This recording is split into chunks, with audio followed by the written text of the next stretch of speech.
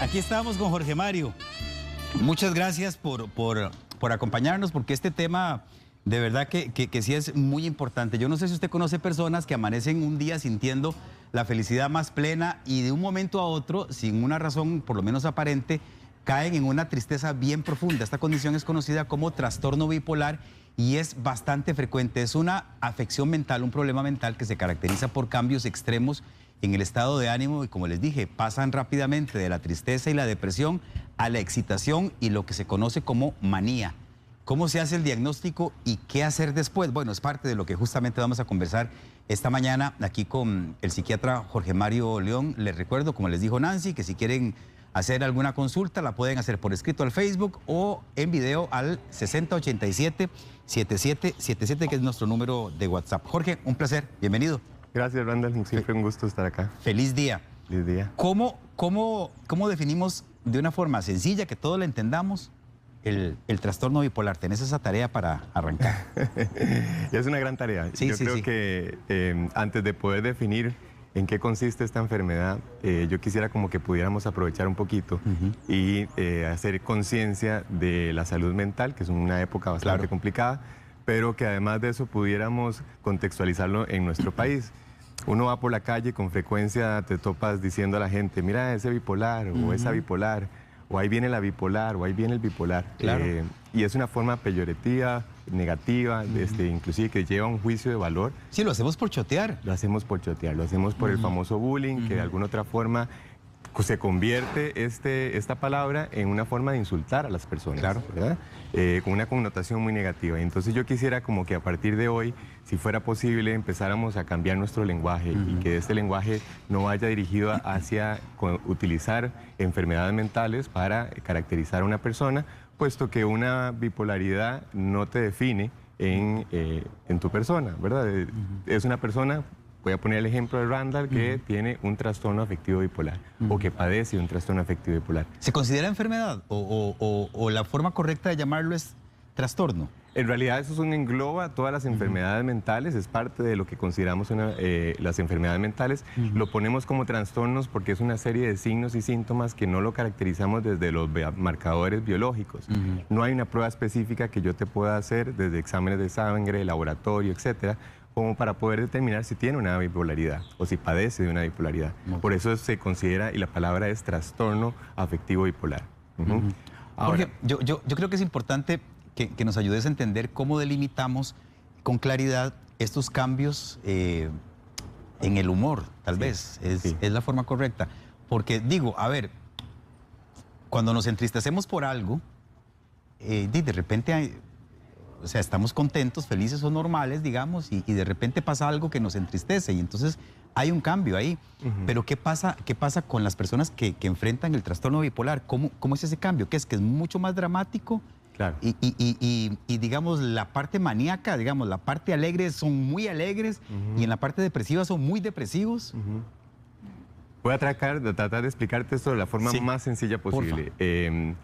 Cuando hablamos del humor o de los trastornos del ánimo, consideramos que la persona podría estar en una eutimia, que la palabra viene eu de verdadero y timio de humor o afecto, y que ese es el famoso estado de ánimo normal. Pero de pronto esa persona puede fluctuar hacia arriba o hacia abajo. Y la forma tal vez más coloquial de describirlo es como si usted se imaginara una montaña rusa. Una montaña rusa que sube y una montaña rusa que baja. La eutimia es lo que consideramos un estado de ánimo normal, pero cuando subimos entonces podemos experimentar felicidad, júbilo, alegría, y cuando bajamos experimentamos la famosa tristeza. Todo eso son fluctuaciones normales del estado de ánimo. Uno puede subir y bajar de alguna otra forma. Claro. Lo que es anormal es cuando esos estados de ánimo suben de forma repentina, en un pico muy acelerado, que es lo que le llamamos manía. Es un estado de ánimo exaltado, expansivo, lleno de energía, y característicamente esos son los dos criterios para considerar que estamos fuera de esa normalidad. Es decir, que yo tengo demasiada energía y que además es un estado de ánimo expansivo que no solo yo lo percibo, sino que la gente alrededor me lo percibe y me hace disfuncionar. De la misma forma, entramos en valles más profundos, que sería la famosa depresión, que se diferencia de la tristeza porque tiene más de 5 o 10, llegar a 9 síntomas en donde la persona disfunciona. La tristeza entonces no es la depresión. ¿Qué sería entonces la forma para poder compararlo? Que yo puedo fluctuar en alegría puedo fluctuar en tristeza, pero no sería normal fluctuar en manía o en depresión.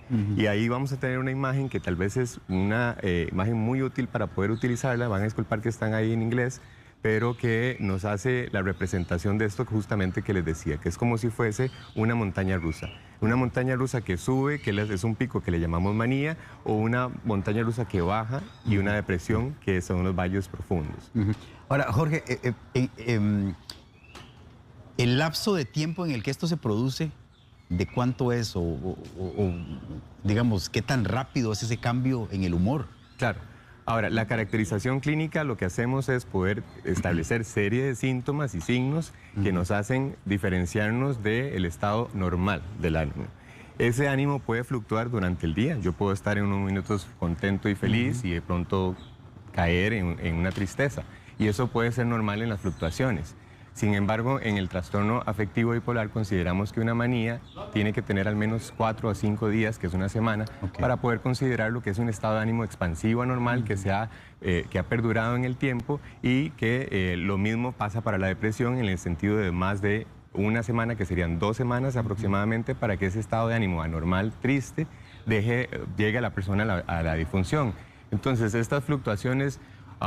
viene una parte un poco más compleja, que es lo que le llamamos dentro de la especialidad del ciclaje rápido, que es que las personas hacen un ciclaje rápido desde manía a depresión y que pueden tener estados o episodios mixtos, que es que al mismo tiempo pueden tener los síntomas compatibles para una manía que para una depresión.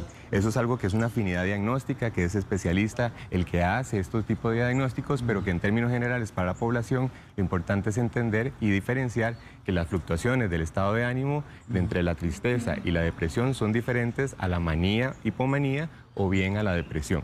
Ahora, pero estas fluctuaciones pueden ser de un momento a otro, tan rápido como eso, como de que yo estoy ahora súper cargado de energía y súper activo, ¿verdad? En mi etapa más feliz, digamos, y en un momento me apago y me voy para abajo. No es lo más frecuente y lo característico de un trastorno afectivo bipolar es que no vaya solo acompañado de esos síntomas. Ahora tal vez vamos a ver una lista en donde podemos ver cuáles son todas las caracterización clínica. Pero efectivamente el transcurso de los síntomas característicamente lo hacemos en el periodo de los 4 días para una manía o 2 semanas para una depresión. Bueno, justamente ahí tienen algunas características de una persona con bipolaridad. Siente mucha felicidad, experimenta crisis de nervios, tiene problemas para dormir, que de eso quiero que conversemos ahorita porque creo que es una característica importantísima. Correcto. Es considerablemente más activa, habla muy rápido sobre cosas diferentes, se agita, se irrita, es muy sensible, piensa que puede hacer muchas cosas a la vez y hace cosas arriesgadas. De todas esas características, ¿cuáles son a las que vos crees que deberíamos ponerle más atención? Ahí tenemos toda una caracterización clínica de la persona que podría padecer de un trastorno afectivo bipolar. Sin embargo, yo creo que lo más fácil es recordarlo en 3 aspectos. La persona lo define su pensamiento, su emoción y su conducta. La emoción lo vamos a definir dentro de ese estado de ánimo expansivo, grande, jubiloso, excesivamente anormal, en el sentido de la felicidad. Desde el pensamiento lo vamos a asociar a esas ideas grandiosas, aceleradas, que pasan de un tiempo a otro en minutos. Estamos hablando con una persona y tal vez el hilo de la conversación no va, me brinca de una a otra y que de pronto no tienen sentido una con otra. Inclusive pueden agregar incoherencias o ya alteraciones del pensamiento, que lo que consideramos psicosis o pérdida del contacto con la realidad. Lo último sería también entonces la conducta. Dentro de la conducta vamos a ver una agitación psicomotriz. La persona difícilmente se queda sentada en un mismo lugar. No está quieta. No está quieta. Hay una intranquilidad que también es evidenciable desde la conducta motora. Entonces, si tenemos una persona con un estado de ánimo expansivo, jubiloso, excesivamente contenta, que su conducta es desde la agitación psicomotriz, que es que no me puedo quedar quedito, y que su pensamiento está acelerado, esto es como si nos imagináramos que estamos en un carro a 100 kilómetros por hora en la primera marcha. Se nota el cansancio y el agote que puede tener el cerebro para poder ir lidiando con cada una de las líneas del pensamiento. Entonces, dentro de toda esa caracterización clínica que vimos, tal vez eso es lo más importante, entender que la expansión del ánimo junto con una conducta agitada y un pensamiento totalmente acelerado. Trata de explicarnos qué tan serio es este problema para dormir que enfrentan muchas personas que tienen trastorno bipolar. El trastorno afectivo bipolar, característicamente dentro de sus síntomas está esa incapacidad para conciliar el sueño. Y es uno de los síntomas tal vez y signos más importantes porque lo podemos determinar inclusive como un semáforo, como una llamada de alerta.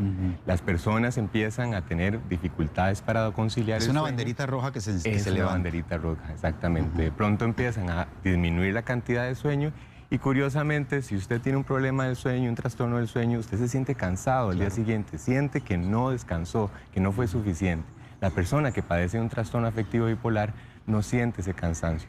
Puede dormir las 2 horas y aún así al día siguiente tener la energía suficiente porque su estado de ánimo en la caracterización clínica es expansivo, es jubiloso, lleno de energía. Entonces no requiere de la cantidad de sueño normal para poder descansar. Eso lo vemos frecuentemente como a familiares empiezan a contarnos en la historia clínica, decir, doctor, es que hemos notado que está durmiendo mal y eso es un signo de alarma. Entonces se convierte en un signo de alarma para la persona que ya ha sido diagnosticada con un trastorno afectivo bipolar, pero también una forma de empezar a determinar que la enfermedad podría ser el debut de un trastorno afectivo bipolar. Entonces no todo trastorno del sueño significa trastorno afectivo bipolar, sino que es ese trastorno del sueño que además yo no necesito la cantidad de horas para continuar al día siguiente. Claro, le entiendo.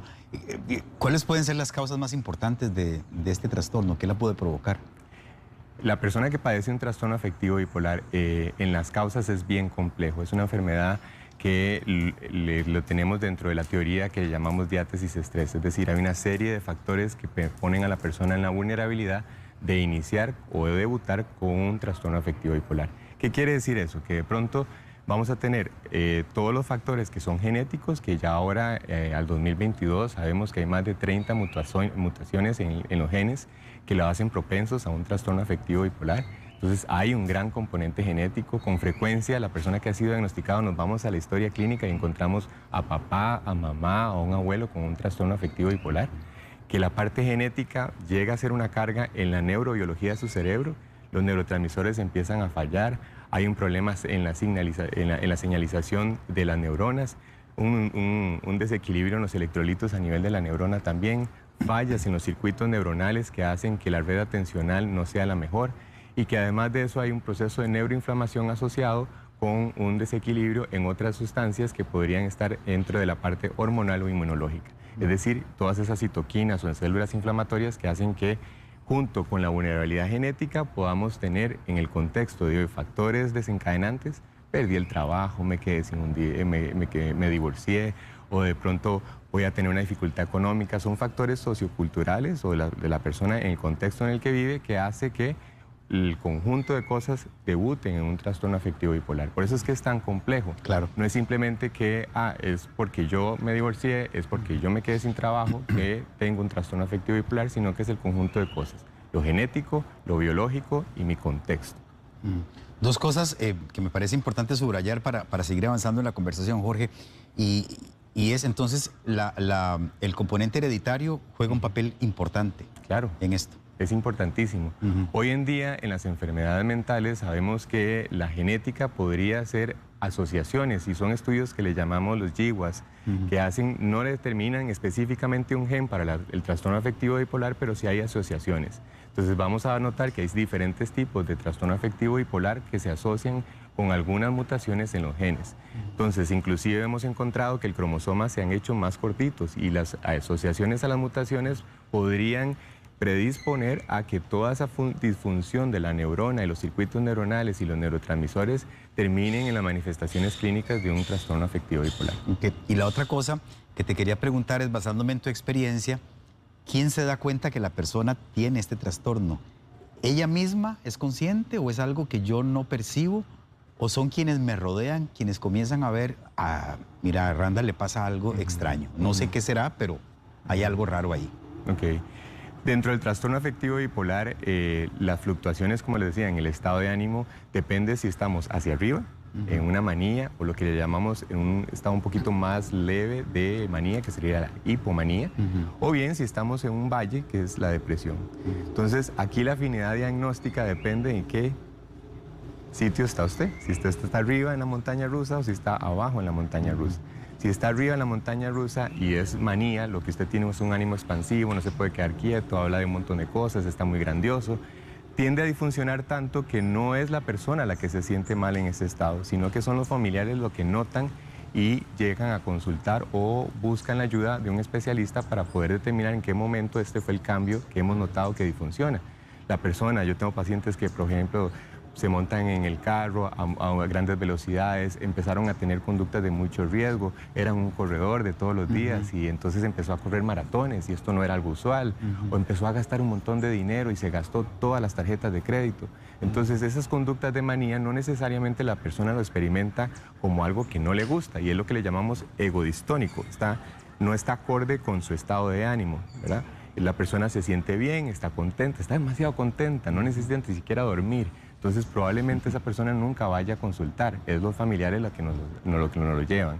Diferente es el caso de aquellas personas que de acuerdo al tipo del trastorno afectivo bipolar, que es el tipo 2, que cursan más con depresiones y no hacen manía como tal, sí los episodios depresivos tienden a acompañarlo a los familiares, pero la persona también lo percibe. Es decir, estoy en un estado de tristeza que se ha prolongado más de 2 semanas, que yo no puedo trabajar, que me siento mal, que lloro, que inclusive puedo llegar a tener ideas de muerte, hace que entonces la persona precisamente consulte por sí misma.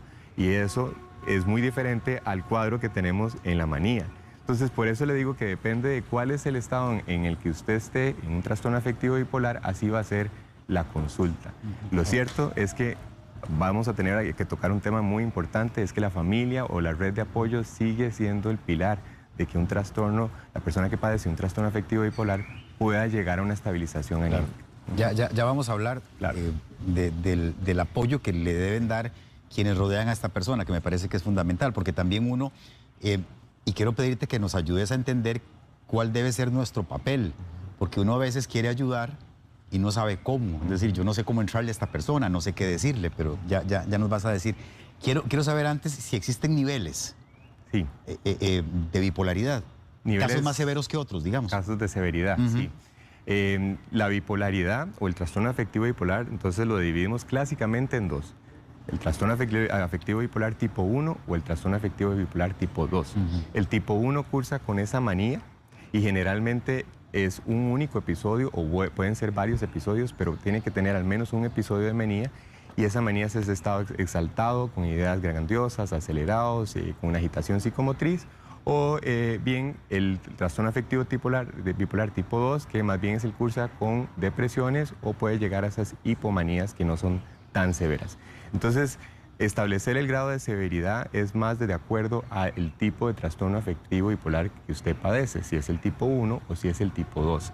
Van a ser diferentes caracterizaciones clínicas al punto en donde sí podemos tener el grado de severidad que algunas veces nos llevan al internamiento o algunas veces no es necesario internar. Entonces podemos hacer un abordaje multidisciplinario, farmacológico, psicoterapéutico sin llegar a la necesidad de un internamiento. Por lo general y en términos generales, para repetir la palabra, sería que la persona con trastorno afectivo bipolar tipo 1 podría ser un poco más severo y requerir internamientos, eso sí. Háblanos del papel de la familia, de los amigos, de la pareja, si es que la persona tiene alguna relación de pareja, que no solamente qué tan importante es esta red de apoyo que vos estabas mencionando hace un ratito, sino lo que te consulté. ¿Qué debemos hacer? ¿Cómo actuar? ¿Cómo ayudar correctamente a esta persona? Cuando un especialista en salud mental, como los psiquiatras, hacemos un diagnóstico de trastorno afectivo bipolar, contamos con el problema de que más o menos son de 5 a 6 años de retraso en el diagnóstico. La probabilidad es que hay un funcionamiento previo que sea hipomaniacal o acelerado, pero que no se había diagnosticado. A ver si te entiendo. Lo que querés decir es que cuando hacen el diagnóstico ya la persona tiene 5 o 6 años de padecerlo. Tiene 5 o 6 años de atraso en el diagnóstico. Que probablemente puede ser que se haya diagnosticado otra cosa o que bien nunca se haya diagnosticado del todo. Pero ya contamos con que generalmente esa persona viene atrasada en el diagnóstico cuando recurre a un sistema de salud para ser diagnosticado. Entonces, tomando en cuenta esas precauciones, vamos a contar con que ya hay algún grado de disfunción que ha deteriorado los vínculos emocionales de los familiares, o han habido episodios que tal vez no se diagnosticaron, no se trataron y generaron cierto distanciamiento o cierta fragilidad en los vínculos emocionales, y esa persona ha empezado a disfuncionar. Característicamente, el trastorno afectivo bipolar, los mayores incidencias los tenemos entre los 15 y los 19 años, 20 años inclusive, pero los verdaderos diagnósticos y las estadísticas nos dicen que la mayor población está entre los 20 a los 30, 40 años. Pero es precisamente por eso, porque probablemente no lo diagnosticamos antes o se había diagnosticado otras cosas. La peculiaridad que tiene la adolescencia son esas fluctuaciones, ese estado de ánimo, a veces aborrecencia que le hemos llamado o mal llamado, en donde podría confundir algunos de los síntomas y no necesariamente llegar al diagnóstico. Pero entonces, si usted tiene una vulnerabilidad genética, si hay cambios neurobiológicos en su cerebro y hay contextos de factores de riesgo, eso hace más fácil que lleguemos al diagnóstico. Ahora, ¿por qué digo todo esto? Porque de pronto entonces, ya cuando hacemos un diagnóstico, tenemos que contar que probablemente esa persona ha tenido ya dificultades en los vínculos emocionales. Se ha desgastado también su pareja, sus amigos, su trabajo, sus relaciones. Empezamos a ver cómo ha ido tal vez brincando de un trabajo a otro, no pega ningún trabajo, lo despiden con frecuencia, la despiden con frecuencia. Entonces, el reforzar las redes de apoyo se convierte en una herramienta que como especialistas en salud mental va a ser importantísima. Muchas de la historia realmente inclusive no la hacemos en una primera consulta. Son varias intervenciones que para poder ampliar toda la historia y conocer a profundidad a esa persona, entendemos mecanismos de defensa, hacemos diagnósticos diferenciales con trastornos de personalidad o hacemos diagnósticos diferenciales con alguna condición médica que podría estar asociado a esos episodios de manía, hipomanía o depresión. Entonces, por eso es que la valoración de primera vez es tan importante. Hacemos y descartamos otras cosas que podrían no corresponder al trastorno afectivo bipolar. Pero además de eso es un inicio, un acercamiento con los familiares. A mí me encanta cuando mis pacientes llegan acompañados por los familiares, porque yo puedo ampliar la historia que de alguna otra forma viene vista con otros ojos y han llegado a detectar esos factores de riesgo y cómo poder enseñarle a los familiares, a la pareja o a quien lo acompañe en que hay factores de riesgo. Hay alarmas, hay banderitas rojas que hay que ponerle atención, que si ya ha sido diagnosticado con un trastorno afectivo bipolar no lo podemos dejar pasar. El sueño, por ejemplo, ¿verdad? Esa capacidad para dormir y esa sensación de energía, o esa tendencia a ir subiendo en esa montaña rusa a experimentar episodios de manía, en donde estoy muy acelerado, muy grandioso, empiezo a hacer negocios que ya yo no tenía capacidad, me voy comprando propiedades que no tenía capacidad para comprar, me gasté un montón de dinero en la tarjeta de crédito. Empiezan a haber conductas que no necesariamente la persona las detecta, pero los familiares sí, empiezan a notar eso. Entonces, la clave en un trastorno afectivo bipolar es que las familiares o la red de apoyo se vea envuelta en esto y que el sistema de salud también lo pueda entender. No es tan fácil en un sistema público de atención en psiquiatría y en salud mental que tengamos la habilidad de poder entrevistar a muchas de los familiares o dedicarle tanto tiempo a lo que quisiéramos. Y eso es una realidad con la que tenemos que lidiar. Muchos de los psiquiatras hemos encontrado que tal vez terapias como terapias de grupo o algunos espacios en donde podamos hacer el conjunto de personas con un trastorno más sus familiares, un espacio riquísimo para poder llegar a la psicoeducación, entender el diagnóstico y poder saber en qué formas ayudar a la persona que padece de este trastorno mental. Jorge, hay un montón de preguntas y todas me parecen buenísimas. Me voy a reservar los nombres de las personas que las hacen, pero esta primera persona dice, y quiero que nos aclares, porque creo que hay como confusión aquí. Yo soy diagnosticada con trastorno de ansiedad generalizada y depresión. Ajá. Normalmente tengo cambios de humor muy bruscos, pero no he sido diagnosticada todavía como bipolar. Mi psiquiatra dice que es parte de lo que yo padezco. Quiere decir que una persona con trastorno de ansiedad y depresión tiene este tipo de bipolaridad tal vez escondida. ¿O son cosas diferentes? Lindísima la pregunta de esta televidente. Yo creo que es bastante complicado y por eso es la alianza que hacemos con nuestros pacientes para poder llegar a la confianza de explicar con detalle todas estas peculiaridades que tiene la enfermedad mental. Entonces, cuando hablamos de los trastornos de ansiedad, esa persona generalmente, o bueno, por criterios diagnósticos, no va a tener ese estado de ánimo expansivo. no va a tener ese acelerado pensamiento, no va a tener esa agitación psicomotriz, se nos sale de esa hipomanía o esa manía. Claro que el trastorno de ansiedad puede experimentar ese nerviosismo, esa intranquilidad, pero no llega jamás a los estados de una hipomanía o de una manía. Es también más complicado y esto se vuelve un poquito de manejo de especialista y difícil de explicar cuando trastorno afectivo bipolar como enfermedad puede tener síntomas ansiosos. Entonces, la persona que padece un trastorno afectivo bipolar también puede experimentar ansiedad. Puede haber combinaciones. Y puede ser comórbida. Eso es lo que le llamamos que puede coexistir enfermedades mentales y puede tener un trastorno afectivo bipolar y puede tener un trastorno de ansiedad. Pero no es que porque yo hago fluctuaciones y cambios, tengo un trastorno de ansiedad generalizada y enmascarado un trastorno afectivo bipolar. Hay criterios diagnósticos característicos que hace que nosotros los tengamos en un trastorno afectivo bipolar o un trastorno de ansiedad. Claro. Esta otra persona pregunta si aquellas personas que no manejan sus estados de ánimo y que no tienen inteligencia emocional podrían ser catalogadas como bipolares. Sí, cuando hablamos de inteligencia emocional o cuando hablamos de rasgos de personalidad, son estructuraciones, mecanismos de defensa que hemos ido desarrollando a través de la vida, que se ha ido formando en nuestros periodos desde crianza hasta la adultez y que son mecanismos que pueden variar dentro de la psicopatología, a tal punto en donde yo puedo tener rasgos disfuncionales de la personalidad o trastornos de personalidad, que eso es una entrevista totalmente aparte. Pero lo cierto es que los rasgos de personalidad pueden confundir algunas veces con los trastornos afectivos bipolares. No es el caso de que el trastorno afectivo bipolar se dé en momentos de vinculación emocional. ¿Qué quiero decir? Que generalmente cuando tenemos rasgos de personalidad que son disfuncionales es en los vínculos cuando lo notamos. Es decir, es cuando hay una relación de pareja, cuando las amistades se vuelven complejas o cuando los vínculos emocionales son superficiales, son fluctuantes, no son estables y no necesariamente fuera de los vínculos emocionales o las relaciones de pareja como lo es en un trastorno afectivo bipolar que sucede en cualquier momento. Entonces ahí sí es importante que podamos entrar en las dudas de si esto corresponde más a mis rasgos de personalidad o si corresponde a una psicopatología de un trastorno afectivo bipolar, que son dos cosas totalmente distintas. Ok, esta señora nos dice que tiene un hijo con muchos años de tener depresión. Dicen los psiquiatras que tiene trastorno bipolar. Pasa de estar bien a irritarse muchísimo. No duerme de no ser, y voy a decir el nombre del medicamento, porque ella lo pone aquí, clonazepam, toma muchísimo medicamento antidepresivo y eso lo ha vuelto lento y olvidadizo. Y quiere saber ella si su hijo, con este cuadro que nos describe, ¿crees vos que podría terminar con esquizofrenia?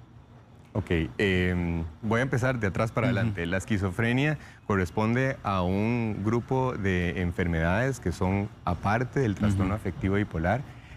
Cursa con alteraciones en el pensamiento y en la sensopercepción, por lo tanto es lo que le llamamos psicosis o más bien pérdida de contacto con la realidad. Entonces la esquizofrenia no corresponde a ser parte del espectro del trastorno afectivo bipolar, no son los mismos diagnósticos, no necesariamente está en riesgo de padecerla y serían aparte totalmente el diagnóstico. Ahora, el trastorno afectivo bipolar tipo 2, que pareciera lo que ella nos comenta, es el que cursa generalmente con depresiones y por eso es que a veces es difícil de diagnosticarlo y se ha enlentecido el proceso diagnóstico más de 6 años, porque los hemos considerado depresiones como un episodio depresivo mayor. Pero en el tiempo y en el transcurso de los años nos damos cuenta que hay episodios que son recurrentes, que son con manifestaciones atípicas, que no responden bien a los antidepresivos y entonces lo sacamos de simplemente ser un episodio depresivo mayor a corresponder a un trastorno afectivo bipolar. Ok, Jorge Mario, hay una persona que nos manda una pregunta en video que quiero colocarte para que la veamos. Buenos días, mi nombre es Ana Cecilia Monge. Yo padezco de depresión y hay días que estoy molesta por cualquier cosa, hay días que me da por llorar, hay días que amanezco contenta y bueno, tengo problemas de sueño, duermo muy poquitas horas, a veces duermo nada más 3 horas, hay días que estoy con ánimos y hay días que no. Me gustaría saber qué consulta puedo hacer con el doctor para que él me analice a ver qué es el problema. Muchas gracias. Muchas gracias a la televidente. Yo creo que es uno de los grandes ejemplos con los que todos los días tenemos que lidiar los que nos dedicamos a esto. Los episodios depresivos con frecuencia tienen síntomas que los caracterizamos en 9 y que para poder tener una depresión mayor tendría que tener al menos 5, y uno de ellos son los trastornos del sueño. Y esos trastornos del sueño pueden ir desde la hipersomnia, que es que yo ande constantemente dormido, hasta una dificultad para conciliar el sueño. Entonces, los trastornos del sueño son parte de los criterios diagnósticos de un episodio depresivo y también de los trastornos afectivos bipolares. Entonces, por eso es que la afinidad diagnóstica y la experiencia clínica de un psiquiatra es lo que nos permite llegar a esa diferenciación. Si esta señora estuviera en mi consultorio o bajo mi cargo, pues probablemente ahondaría un poco más en su historia, ver cuáles son las vulnerabilidades genéticas que tiene, cuáles han sido los mecanismos de defensa y sus rasgos de personalidad, conocerla un poquito mejor y ampliar la historia con los familiares, de tal forma que eso nos dé un panorama un poco más amplio de no solamente los síntomas como tal, calzar con los síntomas y hacer un diagnóstico, sino que es toda la evolución de los síntomas, cómo han ido en el tiempo presentándose y cuál ha sido también la respuesta a los fármacos. Ok. Jorge, quiero aprovechar este último minuto que nos queda para hablar, aunque sea rápidamente, del tratamiento. Entiendo que el tratamiento incluye acompañamiento psiquiátrico, ¿verdad? Sí. Y algunos medicamentos también. Correcto. Esto es para el resto de la vida. ¿Siempre se necesita de los fármacos o hay casos en los que no? Vean, el trastorno afectivo bipolar es tan complejo que depende, como les digo, el tipo y depende las estaciones en las que esté. Si la persona tiene un trastorno afectivo bipolar tipo 1, generalmente recurrimos a un internamiento porque la manía es sumamente disfuncional. Si la persona es un trastorno afectivo bipolar tipo 2, puede ser que recurra al internamiento o no. Lo cierto es que en todos los casos de trastorno afectivo bipolar vamos a requerir de fármacos que nos permiten llegar a la estabilización del ánimo. Algunos varían y entonces va a decir, bueno, yo soy una persona que padece trastorno afectivo bipolar y no son los mismos medicamentos que vos estás tomando. Entonces, ¿por qué? Y es específicamente porque depende de las estaciones en las que usted esté, si está arriba o si está abajo, si está en una fase aguda o si está en una fase de mantenimiento, si hemos logrado controlar las crisis o lo que estamos haciendo es prevenir que ese cerebro se desgaste y se deteriore. Ya sabemos que los pacientes que tienen un trastorno afectivo bipolar tienen una alta comorbilidad cardíaca, cardiovascular. Hay alto riesgo, más de 30 veces que la población general, de intentos de suicidio o el suicidio cometido. Y bien, otras comorbilidades que podrían hacer inclusive que el envejecimiento de esa persona sea anormal. Estamos hablando que tiene mayor riesgo para una demencia. Entonces, fármacos vienen a llegar a prever todos esos riesgos y de alguna otra forma controlar dependiendo de cuál sea la etapa en la que está. Si es una fase aguda, si es una fase de mantenimiento. Esto viene acompañado, por supuesto, de la psicoterapia.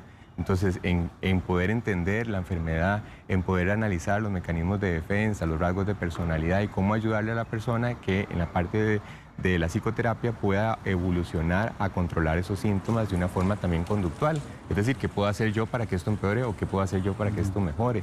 La psicoterapia, los fármacos y el abordaje multidisciplinario, en el caso inclusive hasta de los familiares, es lo que nos lleva al éxito en el mantenimiento de esta enfermedad. Ok, una pregunta que yo creo que muchos se deben estar haciendo o un temor que muchos tienen es que estas personas se hagan dependientes de los medicamentos. Es decir, que si no tienen el medicamento, no están estables.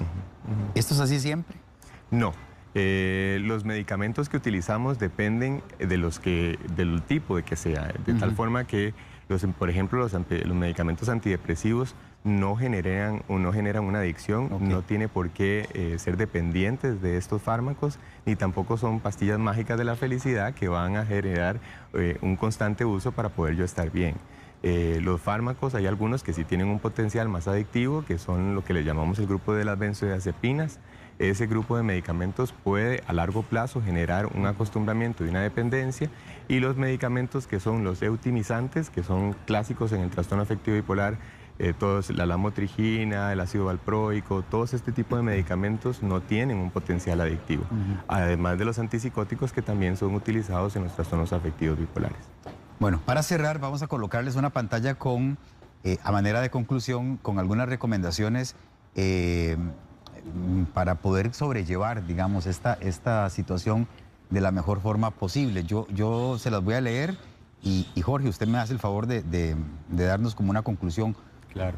Evidentemente, buscar ayuda terapéutica, seguir el tratamiento indicado por el profesional que lo está atendiendo, evitar drogas y estimulantes, hacer ejercicio y evitar actividades que le alteren el patrón del sueño.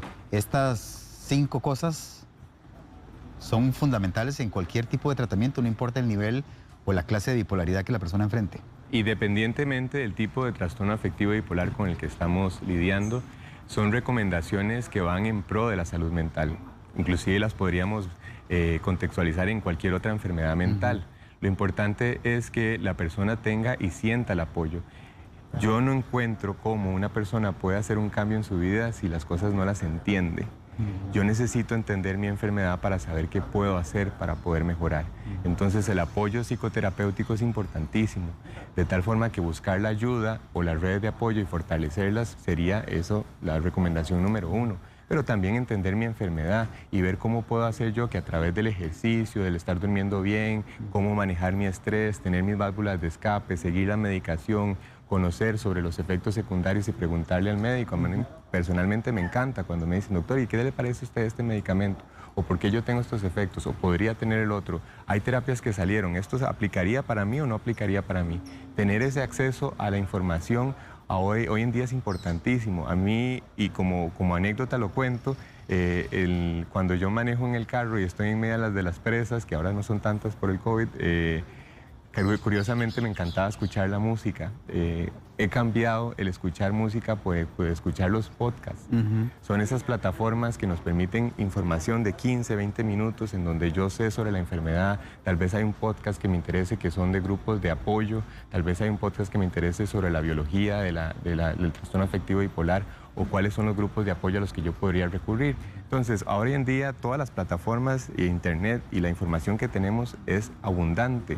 Qué importante sería que la persona empiece a buscar esta información y que vea cuál de esto podría aplicar para sí mismo. Bueno, cuando planteamos temas de psiquiatría lo hacemos por 2 razones fundamentales. Primero, porque creemos en este programa que hay que normalizar el tema.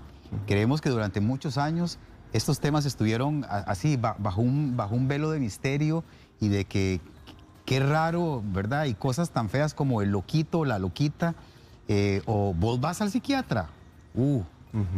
Y eso no debería ser así, porque como ya hemos visto varias veces, son cosas comunes que le pueden pasar a cualquiera y hay que saber entenderlo. Creo que lo que vos dijiste al final es fundamental, saber entender qué es lo que me está pasando para poder luchar contra ello.